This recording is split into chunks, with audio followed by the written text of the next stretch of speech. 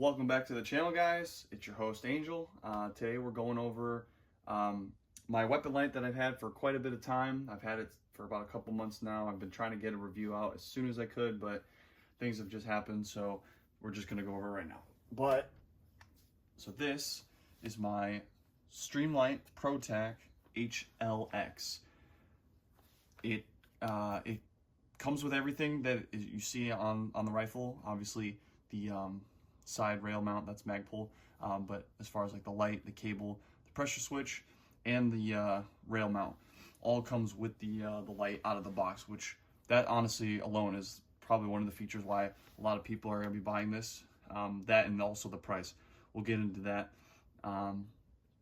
But very lightweight. It's about 6.4 ounces. Doesn't really add much weight to the front of the rifle.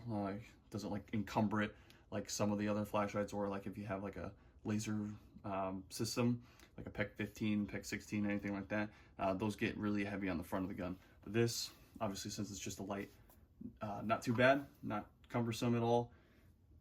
It's about it's 1,000 lumens flashlight. It also has about 1.5 hours on like the high setting, and that has about 23 hours on the low setting, which is, I usually run on the low setting just because most of the time I'm not going to need that high highlight all the time. The switch to activate it though is pretty nice because it has the button where you can just press it. So for example, turn it on, and when you click that, it'll stay on. When you click that, it'll turn off. And then the pressure pad, obviously you can press it, and then as soon as you depress the button, it'll turn off. Very nice feature. I know most pressure pads have this now, but for the price of this, pretty nice feature. It's about a 27,000 candela, which is pretty good. The thing is with this light, I'll have a video and I'll show you guys, but all right guys, I'm in my backyard. I'm going to show you the difference between my Streamlight and like, this is just like a regular flashlight I have around the home, but this is like the regular flashlight. You can see it's like barely anything.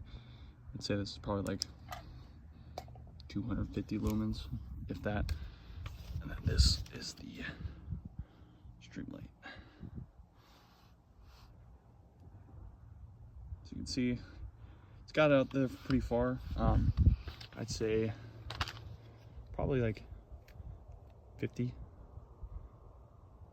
meters is probably maybe like just barely pushing 100 past that. The fan is a lot wider than most flashlights, like a Surefire or Cloud Defense, but it's still really good. You can still get the accurate. This one has a wider fan than those ones. Those ones are more accurate and pinpoint. This one is definitely still, this one's like a kind of an in-between, but you know, for the price, this is pretty good. It also has the strobe effect.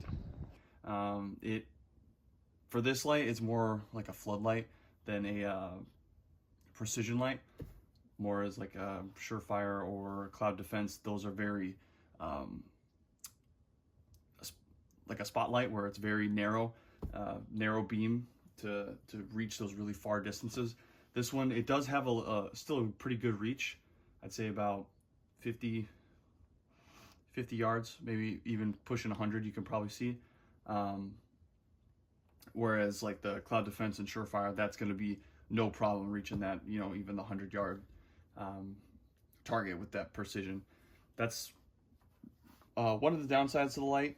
That, and I'll go over my biggest complaint, which is how big it is. I know it's probably hard to see in the video how big it actually is, but this thing is, she's a thick bitch, honestly. Like this, the top where the lens is actually, it's very thick.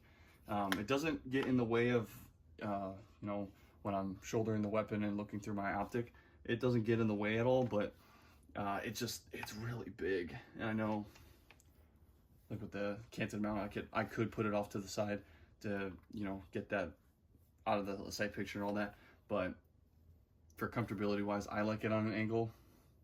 But it's just, this light is very big, whereas also it mounts directly to the Picatinny, whereas I know like Surefire and Cloud Defense have the swivel light, so you can cant it like even closer to the light, so it's more tight up against the rifle, which I like. That's a great feature.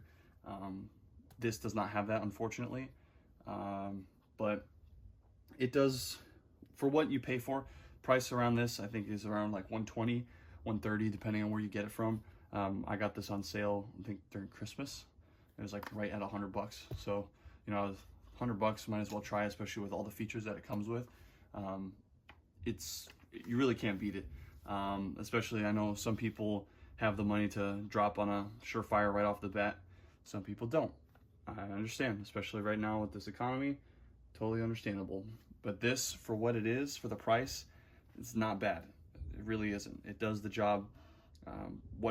How I'm using it is, this is going to be like my temporary weapon light until I can upgrade it, because obviously there's better options out there, like I was saying, Cloud Defense, Surefire, all that. But if you want to keep it in like the budget range, there's really nothing wrong with it. It does the job. It definitely is good for home defense if you're trying to use it for this. Just keep in mind that it is very big. This is a 14.5, and it's pretty big. It takes up a good portion of the front of my rifle assembly. So if you're gonna put this on like a pistol or anything like that, just keep in mind that this thing she's big. All right, so put that down. I'll go over what comes in the package. So this is what it came with. Just came in this box. All it came with was the charging cable. Came in with a couple zip ties if you want to zip tie it on there. The glue,